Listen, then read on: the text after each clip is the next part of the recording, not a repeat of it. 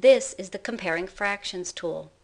When you open this tool, you will see an area in which you can create fractions for students to compare.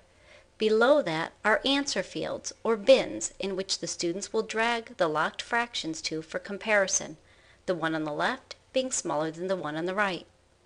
Below that is a graphic to assist students in understanding that the fraction to the left is smaller than the one on the right.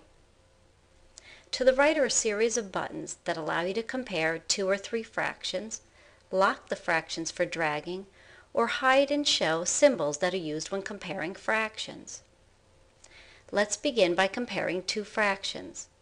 I will put in the fraction 1/3 and the second fraction 1/8. We suggest that when you start with comparison of fractions, you begin with unit fractions, focusing on developing the understanding that the larger the denominator, the smaller each part within the unit. I'll lock the fractions and then discuss that 1 part out of 8 is smaller than 1 part out of a whole divided into thirds. Clicking the Check Work button provides me with feedback.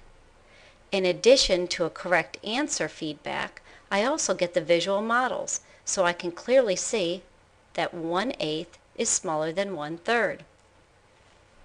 The buttons to the left present the fractions using different models: the default pi, the vertical bar, horizontal bar, the area, set, and decimal grid. Once students have had opportunities just working with the fractions, you can now introduce the use of a symbol. Clicking the circular recycle button clears the screen. I will lock my buttons and this time click on the button here to show the symbols. I'm going to drag 1/8 to the first answer field, 1/3, and now click on the question mark and determine if 1/8 is less than, equal to, or greater than 1/3. 1/8 is less than. Again, clicking on the Check Work provides me with feedback. Once students develop the ability to compare 2 fractions, clicking on this button presents a format for comparing 3 fractions.